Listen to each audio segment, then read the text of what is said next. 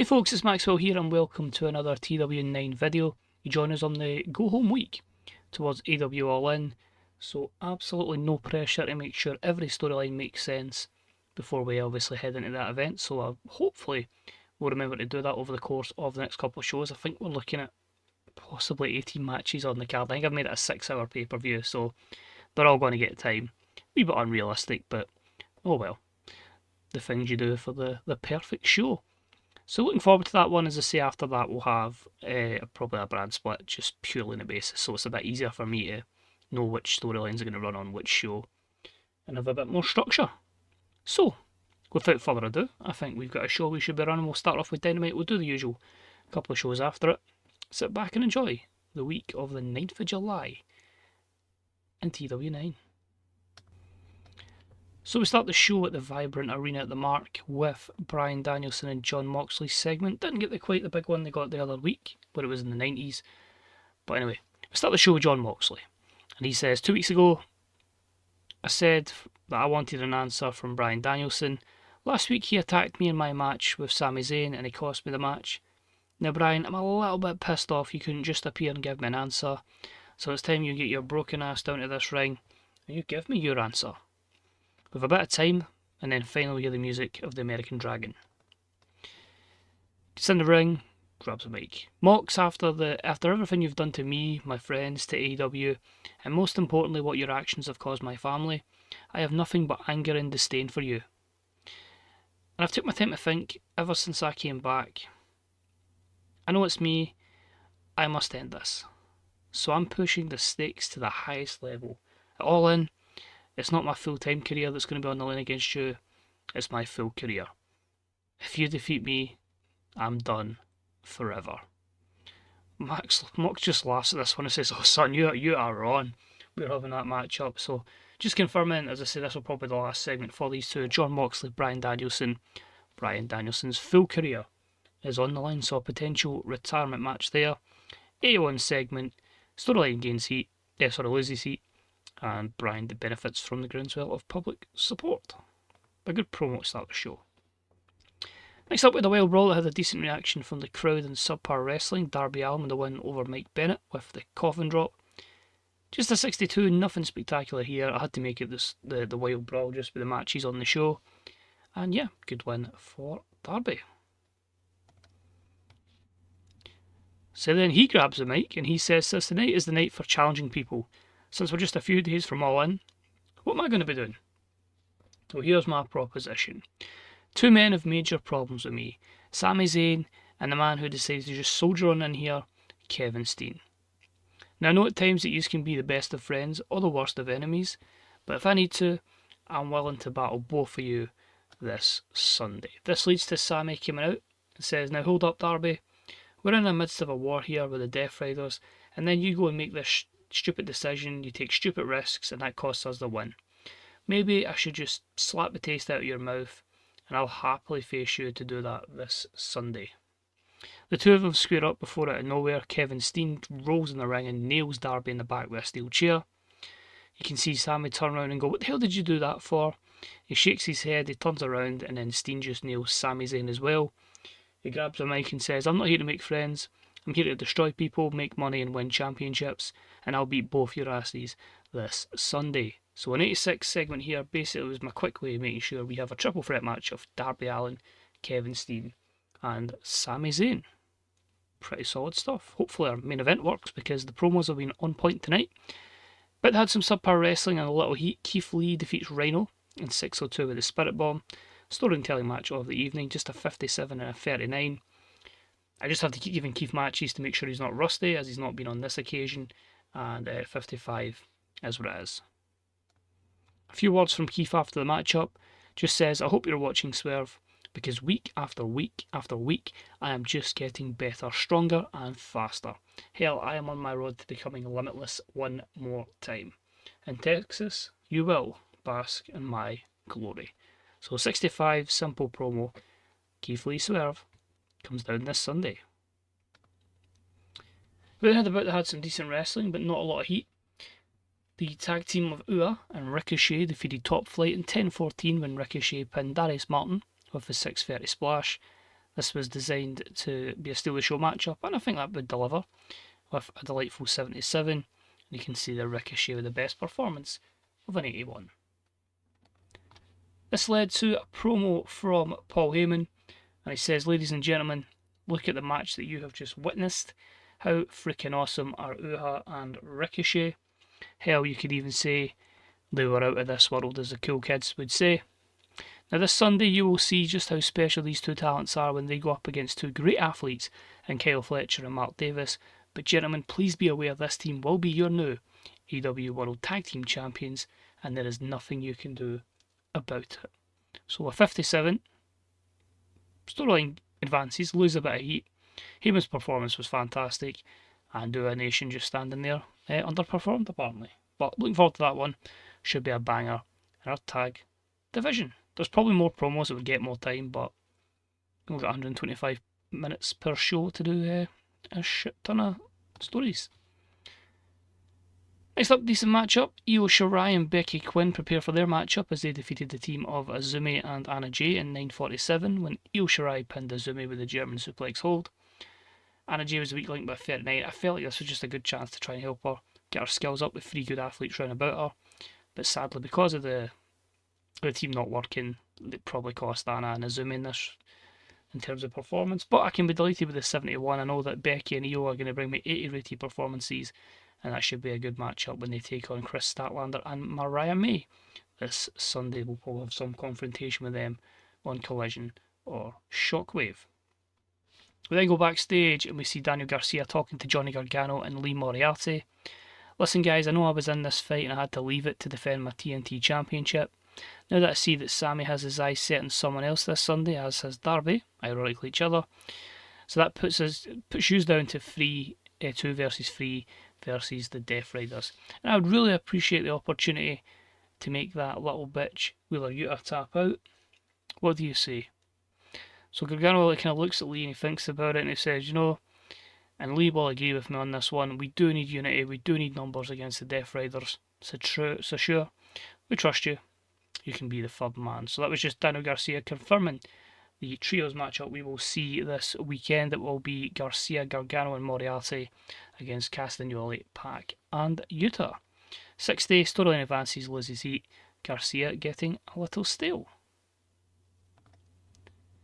And we had a nice all-star 10-man tag, because you know how Tony Khan loves them, and I've not done many of them. But a decent matchup. The House of Blacks, Buddy Matthews, alongside the other two members of the Kings of the Black Throne, partnered up with the Hurt Syndicate, Shelton Benjamin and Bobby Lashley, defeated FTR, Mark Briscoe, AJ Styles and Nick Wayne in 12:36 when Brody King pinned Nick Wayne with the Gonzo Bomb. So the heels are getting a bit of the momentum before these two matches take place this coming Sunday. Of course, the Trios Championship on the line, the House of Black versus FTR and Mark Briscoe, and our special tag match of AJ Styles and Nick Wayne against the Hurt Syndicate, Shelton Benjamin and Bobby Lashley. So best performances there, AJ with a 77 and Brody King with a 76. Overall 68, pretty solid stuff. And our main event, and it had some great wrestling and a decent reaction from the crowd. I just put Will Ospreay in there with Roddy Strong, and Will Ospreay wins in 21:05 with the Oz Cutter due to a botched interference from Hangman Adam Page, who went to take out Ospreay and obviously hit Roderick Strong. Gives us an 82 for the wrestling, 61 crowd, 82 for the segment. Ospreay with 90, Roddy with 73, so much better than the last one. The Hanger and Ospreay goes to war storyline gains heat. The storyline idea was deployed was a success, and both Hangman and Will Ospreay get a morale boost, and also Ospreay and Strong had good chemistry. That lifted the match up. Any negatives? The low heat as well and the physical condition, so that could have been even higher, but still good stuff. So we then have a quick promo from Will Ospreay, and it just says, "Hangman, good try tonight, son. Good try, son, but not tonight. Just face it, bruv. I am completely in your head and you can't handle it. You're resorting to tactic after tactic and it ain't working, sunshine. Bring your A game all in. It's just going to be a standard wrestling match because I know you don't have it in you mentally to stick to the rules and you can't beat me fair and square. Sunday, I embarrass you." So, Ospreay really getting in the head of Hangman, and these two will go to battle this Sunday for the final time. So 69, storyline advances, Ospreay's performance was good. And our main event segment, we haven't discussed it a lot, but it is time to discuss the AEW World Championship match, give them their go-home angle. So we start off with Jay White in the ring. He says, "This Sunday, it's my time, it's my era. Your new AEW World Champion, Switchblade Jay White. Now for years, Okada, you've been a thorn on my side, a former ally, now enemy, but it's time I get one over on you. I am a former IWGP World Champion, and it's time for me to become an Elite World Champion." Next out comes Orange Cassidy. It does make me laugh. I'm a former AEW World Champion, and you're not. You must be like not very good or something. I don't know. Maybe try harder. And this infuriates Jay White. They square up before the coin drops, and here comes Okada. "Whoa, bitches, calm down. I think both of you have to take this seriously. You forget just how good I am. All the title wins, all the G1 wins. As soon as you two start fighting each other, I will take the champion. I will take advantage, and I will still be champion. I will stand tall at the end of Sunday." And then he poses with the championship belt. So it's not been the greatest build in the world. I feel it has been overlooked by other programs, but they deliver a fantastic 88 segment. Storyline advances, gains heat, and yeah, we've managed to have the go home angle for the championship. So at least 6 matches. At least you won't see any more booking hopefully this week until we get to the show. Overall, 83, brilliant. Our popularity increasing in 45 regions. At least I know what kind of wrestlers I need to spam main events to make sure we gain pop. But that's going to be most of the world we've gained with that one. And as I said, delighted there with main event, the Alan Steen and Zayn one, and the matches were pretty good as well. So overall, good stuff. Nothing between shows, so as always, I'll book Rampage. We'll quickly recap that, and then we'll move on to Collision. So moving on to the final Rampage before we head to All In, and it kind of tidied up a few stories, and it also really put us in a position to give everybody positive momentum that's going to be on that show. So the team of Chris Statlander and Mariah May, obviously that massive tag match with Io Shirai and Becky Quinn, they defeated Fujimoto and Yuka Sakazaki, which was a very good match. I was actually pleasantly surprised by the rating, and that was 76, and yeah, they called them out a few words after the match up, and that got a 74. Dario Garcia defeated Brian Keefe in a 70, which again was probably higher than expectations. Athena, with a very good win over Megan Bain, was a 76 before she had some words for Toni Storm in a 58. And we had a main event matchup of Aussie Open defeating the Sons of Texas in a very good 75. Before after the matchup, they went to shake hands with the Sons of Texas before they were beaten down by Ua and Ricochet, which was a 63. So good stuff, moving along a few storylines. That was Rampage. Now it's time for Collision. So we're at the Mobile Civic Centre Arena for this one, and it was about to have some good wrestling and a decent reaction from the crowd to start the show, as Kinosuke Takeshita defeated Hologram in a 14-17 with the touchdown. This was our Steal the Show matchup of the evening, a 75 for the wrestling, 56 for the crowd in an 80 segment. This is with Hologram off his game, really off his game in fact, and it brought a very good 89 performance from Takeshita. So delighted with that one. As I say, probably could have been main evented, but it serves its purpose because after it, Takeshita picks up the win in a great contest, but he's not done there. He's looking to take off the mask of Hologram. He's starting to slide it off. No, it looks like it's going to happen before we hear the theme song of Walter. Obviously, the commentators play up, God, it couldn't be, could it? It is. It is Walter making his return from injury for Takeshita as he attacks Hologram. He then makes a save and he starts laying into Takeshita. He sets him up for the powerbomb, but Takeshita managed to wriggle free and escapes through the crowd. So he's back at 100% from that kayfabe injury. And the storyline advances against Heat. And we have a 75 rated segment for that one. So big one tomorrow night. Takeshita Walter 2 for the International Championship. We then have Excalibur confirm what we'll see on the rest of the show. The main event, we'll see Kenny Omega and 2 mystery partners against the Undisputed Kingdom in our main event. We'll see Jamie Hayter battle Serena Deeb. We'll see the Death Riders, Pac and Claudio in action. But up next, we will have the Mad King himself, Eddie Kingston, in action. So that's a 65. The Ignore Elite storyline advances in this segment. And gains heat, that's of course Kenny and Adam Cole. There's a decent reaction to this matchup, but subpar wrestling. Eddie Kingston defeats Elijah in 10:59 with the back fist of the future. Made this the storytelling match of the evening. Elijah's just a one-off deal, just appeared, and there's actually quite a few that wanted to appear. One that will actually make a cameo on the... Well, it won't be noticeable, but they'll make a cameo on the show for Shockwave. It's going to be Corey Graves, unemployed worker in the game. So WWE, you know, I don't know how it's went in real life, but at this point it was the rumours, was not happy. But obviously free agent in this, and they wanted to appear. And I'm like, no, I'm not going to let you wrestle, but we'll put you on commentary for one match anyway. But it serves its purpose. Easy win. Elijah works his enhancement talent. The Mad King wins in a 53. We then see Eddie head to the back and he bumps into Rush. And then you just see him turn around to Rush and going, hey pal, you want what he just got, eh? Eh? You know that way Rush has got a temper, so he has to get restrained before he heads to the ring for his matchup. And we hear from Eddie, just says, yeah, I'm sick of this crap. Apparently I wasn't needed in this war versus the Death Riders, despite me knowing everything about Mox. But cool, again, sick of it. You know what? If this punk is going to act like that, count me in the gauntlet match. I'll kick 20 asses and then I kick his ass and take his TNT title tomorrow night. So Eddie Kingston declares himself for the Casino Gauntlet in a 63 rated segment. And Rush is in action next, where in a wild brawl he defeated Kip Sabian in a decent wrestling match with not a lot of heat in 7:14 with the Rush driver. Just again giving him all the momentum in the world. 67 overall. Rush came out of it looking good with an 81 performance. Obviously it doesn't suit Kip, but you got to put that wild brawl in somewhere.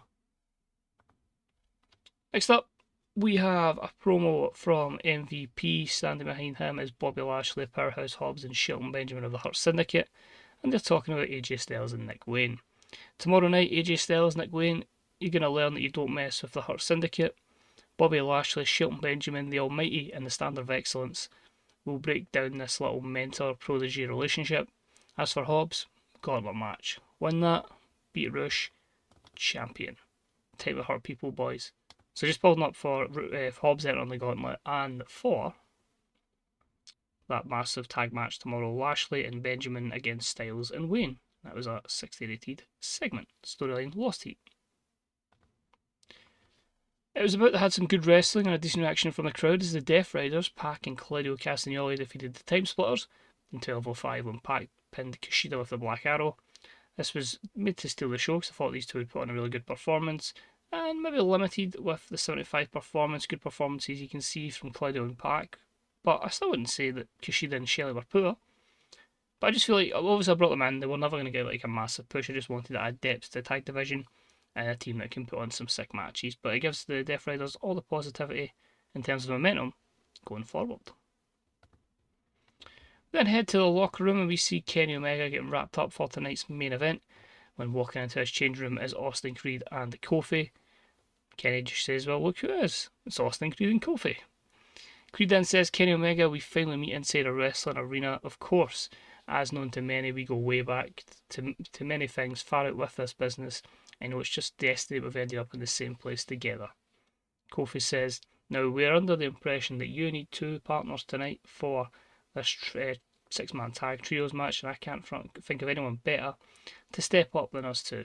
So just imagine as a trio, Kenny Omega, Austin Creed, and Kofi. Kenny Omega says, you know what guys, I love making moments, I love making memories, tonight let's do it. So main event set, Kenny Omega, Austin Creed, Kofi against the Undisputed Kingdom. That was a 69 segment. Kofi underperformed. Decent matchup here in the women's division. Jamie Hayter defeats Serena Deeb at 11:50 with the curb stomp. 67 for the wrestling, 51 crowd, 74 segments. So good stuff there. A great performance from Jamie with the 78, giving her all the momentum ahead of the women's championship match tomorrow. But we hear from Mercedes just as Jamie picks up the win. She says, Jamie, enjoy your short time as champion. Enjoy the success because tomorrow it all comes to the end. Now don't worry, you can thank me because being in the ring with Mercedes Moné, you make a good bit of money. But you'll lose your championship. And I will stand tall as your new AEW Women's World Champion and the head of the Moné Corporation. So a 63 segment for Mercedes and Jamie. I'm looking forward to see how that matchup goes down for the Women's Championship tomorrow night. We then had a video documenting the career of Bryan Danielson, and somehow that was only 51, so quite gutted by that. But it could come to an end, Bryan Danielson's career, as it is Danielson Moxley with Danielson's career on the line. We need a really strong main event, or we're losing pop here. And that main event was okay, so I think it's probably a pop loss. But hey, storylines take centre stage here, and our end segment may save us, but I doubt it. But anyway, they had good wrestling and a decent reaction from the crowd. The team of Kenny Omega, Austin Creed, and Kofi defeat the Undisputed Kingdom's Roderick Strong, Adam Cole, and Kyle O'Reilly in 17:03 when Kenny pinned Kyle O'Reilly with a V-trigger. Some good stuff there. Kenny brings out a 94 rated performance. If he does that and Adam Cole brings a 70, gotta be quite gutted. But their storyline advances, it gains heat. Kenny comes out of it looking $1,000,000. Austin Creed and Kofi came out with a bit of momentum going into their matchup. And yeah, good stuff. Alright, finish the show. Kenny Creed and Kofi pick up the win, but look at the top of the ramp. It's Nicholas and Matthew Jackson clapping sarcastically as they look disgusted in Omega. Just remember tomorrow night those two matches, Creed and Kofi versus the Bucks and Omega versus Cole for the Continental Championship. 79 rated segment, nothing else to add there. Kenny came across well. Creed's getting better his gimmick. We may actually save it with that main event. We could be looking at about a 77 here. Oh, really? That tanked that much? 73. We lost popularity in 19 regions, obviously with the two places with restricted growth. Creed was used too much, Kofi was used too much. How is that 73 though? Quite baffled by that. But the reason I say this, we are rated highly on our top promo, which was a 79. After that, we do have a 75, and we do have a 70, well, 175, okay. Our main event Spotlight, which is a 78, and after that we have matches of 74, 75. Obviously, it's not 100% of that rating. As a fact, maybe we had our third best promos maybe quite low. Could be the reason why we've tanked so much. But yeah, it's a shame because I thought there was a good ratio of high scores there. But that's what it is. The main thing is, for the purposes of the series, is stories. I know we are trying to get 100 ratings and stuff like that, but you're not going to get that in a random collision. I feel I still need to find out what works best in terms of angles, but hey, I'm kind of just saying the rock for everything. Locker room incidents, anything before Shockwave? Nope. So Shockwave will basically cover and round up the few other things we haven't rounded up storyline wise. I think that's just basically sorting out the Christian Cage stuff and that kind of feud going forward. But yeah, looking forward to it. So without further ado, let's move over to Shockwave. The time for the quickest 90 minutes of wrestling is Shockwave. We're just under 7,000 in this taping at the Mobile Civic Centre Arena. I decided to start the show as we basically tried to round out the stuff with the Cope and Jericho storyline. We have MJF, Ricky Starks, and Wardlow. And in this one, we just basically have Jericho and Cope saying that they're looking forward to taking on MJF, Ricky Starks, and Wardlow, but they don't know what the status is of Christian Cage. MJF kind of taunts him here and puts him in a position where he kind of lures them into a match up tonight. Actually, it'll be next, and it's going to be Jericho and Cope versus Ricky Starks and Wardlow. So a 78 for the segment. MJF was good, Wardlow was underwhelming. Weird because Wardlow was performing as intimidating. So yeah, that's something I need to work on. Match itself was decent. Wardlow and Ricky Starks pick up the win over Cope and Chris Jericho in 12:33 when Wardlow dominates and pins Chris Jericho with the Powerbomb Symphony thanks to a final distraction from MJF. They also made the match storytelling. I felt it was going to be quite weak. The wrestler was only a 55. The segment though was a 60. You can see in terms of in-ring, 50s for Wardlow and Jericho. One being really off their game and one being in extremely poor form. Although we did get a benefit from Cope and Jericho having great chemistry, which I was pretty surprised at. Obviously Cope, you're not going to, unless he's going to be like really, really over, you're not going to get amazing stuff from him in our type of product. But it is what it is. After this one, we had the beatdown, the 3v2 beatdown with MJF, Starks, and Wardlow attack Jericho and Cope. We also had Rolly Regal there just kind of laughing and being just that kind of leader of that group before Christian Cage made the save. And then the second part of the angle, Christian Cage decides it's fine, I've came to my senses, you know what I mean? I realise there's not many more times we can do this all together. And fair enough, people will say we're trying to stop the young generation from getting forward. But at the same time, we hope to elevate them and help them develop. Well, of course, try to pick up victories, because that's what wrestling's all about. So a segment 74, 64 for the purse part, 81 for the work in the crowd. So that's good that it works with Jericho, Cage, and Cope. That just sets up, confirms the 6-man tag tomorrow, the trios match. Chris Jericho, Christian Cage, and Cope against MJF, Ricky Starks, and Wardlow, with William Regal in their corner. Next up, Decent Wild Brawl. Mark Briscoe takes some momentum into tomorrow by defeating Juice Robinson in 10-22 with the Froggy Bow. 64, both guys had pretty similar performances, just basically giving him the momentum for their trios match, where Briscoe teams with FTR against House of Black. We had had some decent wrestling and a little heat as Io Shirai defeated Alex Windsor in 9:36 with a moonsault press. Always going to get phenomenal stuff from Io. 88 performance and a 70 wrestling rating and a 76 segment. During the matchup, we obviously cut back to it, but her tag team partner for tomorrow night, Becky Quinn, is taken out by Chris Statlander and Mariah May. That's a 64. Just to get them a bit of heat, it will be as scheduled. Storyline advances 64.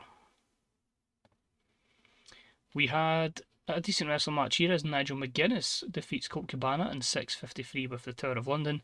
The final run of McGuinness, a 56 wrestling match and a 61 segment overall, boosted by their good chemistry together. We then had a segment, just basically an argument between Kevin Steen and Sami Zayn, just basically saying, why is it everywhere we go, we seem to have issues, why can't we just get on the same page? We could take over this place, but no, Sami, you just had to be the guy that just has to keep moaning and kind of saying, I want to do it this way, I want to do that way. You don't ever listen to me, and that's why I have to take things into my own hand. Hit you with a steel chair, hit Darby Allin with a steel chair, and tomorrow night I'm going to beat both of you up. So 90 segment, benefited from the angle idea as well. Both guys enjoyed the improvisation, which is good. Storyline advances and gains heat. The main event should deliver, so we should be looking at gaining pop hopefully. But yeah, Steen, Zayn, Allin should be a banger. The main event matchup kind of went as expected. It wasn't going to go higher than an 80 because of the time, and I made it steal the show, and they obviously lose a few points because of the lack of psychology. But that way Tony books these super all-star matches every so often, and I felt like, well, we can put a feud in this one as well. So it was about to have some great wrestling and a decent reaction from the crowd as Ricochet defeats Kyle Fletcher, Rey Fenix, and Vikingo in 13:57 when Ricochet pinned Vikingo with the 6:30 splash. 81 wrestling, 55 for the crowd, 80 for this segment. You can see performance-wise, Rey Fenix 84, Kyle Fletcher 83, Ricochet 79. Storyline advances, gains heat, and the creative finish was a success here as well. So happy with that one. And it gives them a bit of, Ricochet at least a bit of one-upment over Aussie Open's Kyle Fletcher. And we finished the show just with Paul Heyman mocking the crowd alongside Ricochet and Ua. That was a 62. So the show itself dips as well. Okay, maybe I need to be a bit more consistent. That's fair enough. To be fair, I maybe get a bit arrogant saying, we'll definitely be gaining pop because these two delivered. Did everything else deliver? Maybe not from a match perspective. Well, 80. No, 80 and a 76. Bangle wise, that's probably, I maybe should have formatted the show a bit better. So, bit of a lost pop in 17 regions. I'm sure we'll gain a lot back at All In, so that's fine. Show increased popularities in 25 regions. I suppose it is more so just making sure we get Canada and Mexico at this point. And we just need to kind of make the US safe. We obviously use Wardlow, Jericho, and Starks too much. I'm a bit annoyed at that because, that did and that did with dramatic stakes. So, yeah, that is what it is. Finish the show. Financial report. We're back to 110 million. I did spend more money on Mexico and Canada's situation with the network. So as I say, I'll keep doing that. I'll just keep plugging that money away to that. So we'll have like the biggest TV deal ever. And yeah, you can see the negatives all in the US and Canada. So that's about one we lost Canada. But I suppose until we get the Martins up, that and obviously Mexico are the key focus at this point. And just making sure these 78 stay 78. That Southwest drops a bit of a worry. But we should be fine tomorrow night. So I'll jump back to the main screen, we'll see if anything's happened in the wrestling world over the course of this day, and we have a massive card that I need to run down. Didn't want to keep repeating matches there because it's a very long card. I mean, I've got it written out my phone here, and I'm literally going to scroll down, there's that many matches, but I've made the pay-per-view 6 hours, it'll go as long as possible. I think it'll be one of those ones, you'll maybe get like 5 or 6 segments, you'll get probably 17, 18 matches. That's the way an AEW pay-per-view kind of goes. You get maybe some video packages, but that's about it.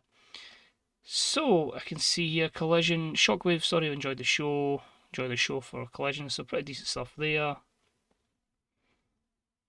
Gigi Dolan to re-sign, so we'll try and pinch her, I think. That's someone we'd like to bring in. Nyla Rose is it for a few months with a concussion. She's still down in Ring of Honor. Tavian Heights. How does he look stat-wise in this? He's not bad, but he's someone I think I'll just let stay in WWE. But yeah, we'll try and get Priscilla Kelly. She'll be renamed that when she comes over. We can include a deal for Steph DeLander. I think at the moment I'm going to put her in Ring of Honor before we have anything for her on the top roster. That's just reminding me. Oh, I forgot that. I knew I meant to do something. We'll just say he appeared, but he kind of didn't appear. So that was my bad. I don't really have anything for him anyway. This is the problem when you're booking like slots. I kind of forget things that I should be doing. So look through here. Collision had 1.1 million viewers. Shockwave had 15. As I say, that's just purely because that's on a network. Collision is not on a network.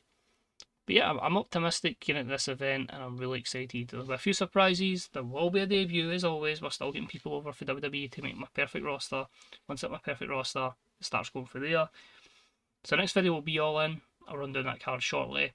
What I'm going to do then is, straight away I'm going to have like a hard brand split. Half for Collision, half for Dynamite. Collision will take Shockwave as B-Show, and Rampage will go with Dynamite. I'm not going to do like a draft special or anything. I'm just going to go, right, these are the people showing up. These are obviously on this brand, just to make it a bit easier for me to book, to be honest. So run down the card from bottom to top. Instead of top to bottom, we'll go from the bottom.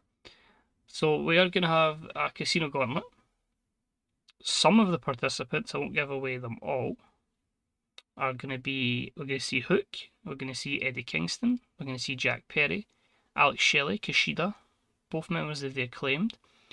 We're going to see both members of Private Party. We're going to see Juice Robinson, Commander, Vikingo, Big Bill, Rocky Romero, Powerhouse Hobbs, and we're also going to see Roderick Strong. I think I said Roderick Strong, Killer Riley. There's a few others, but we'll keep them hush hush. The winner of that matchup will face Rush later on tonight for the TNT Championship. We're going to see Nick Wayne and AJ Styles take on Bobby Lashley and Shelton Benjamin. There's going to be the Death Riders in action as Wheeler Yuta, Pac and Claudio Castagnoli, but Algano Garcia, Lee Moriarty and Johnny Gargano. We're going to see triple threat action as Darby Allin takes on Kevin Steen and they take on Sami Zayn. We're going to see trios action as MJF, Ricky Starks and Wardlow battle Cope, Christian and Chris Jericho. It's going to be the TBS Championship on the line as Athena takes on Toni Storm. The AEW Women's Championship on the line as Jamie Hayter defends against Mercedes Moné. More women's action sees Becky Quinn and Io Shirai take on Mariah May and Chris Statlander. AEW World Tag Team Championships on the line as Aussie Open defend against Ricochet and Ua. AEW Trios Championships on the line as Mark Briscoe teams with FTR, the champions, to defend against the House of Black. We're going to see the Young Bucks take on Kofi and Austin Creed. The AEW International Championship on the line as Walter defends against Takeshita. The Continental Championship on the line as Kenny Omega defends against Adam Cole. Keith Lee battles Swerve Strickland. Will Ospreay takes on Adam Page. Career is on the line as Bryan Danielson takes on Jon Moxley. And then your main event for the AEW World Championship, Kazuchika Okada defends against Orange Cassidy and Switchblade Jay White. And this is what I mean about me forgetting things. I said I was going to have Keith Lee in every show getting sharp. He was on one of my 4 shows. So there you go. This is why I want a brand split, just so I can focus and basically run it as 2 companies. One gets one brand, one gets the other. But I'm excited for it. As I say, I think it will be an absolute banger of a show. It's been quite brutal to keep up with the storylines. That's why I kind of hope like I can split it and it maybe makes it a bit easier for me going forward. But thank you very much for watching. It's much appreciated. A wee thumbs up would be appreciated as well. And as always, check out the Fantasy Bookers subreddit, Grey Dog Software Forums, twdb.com and bethebooker.net. And hopefully, I'll see you in 3 days' time for that pay-per-view for All in Texas. So take it easy. See you soon. Bye-bye.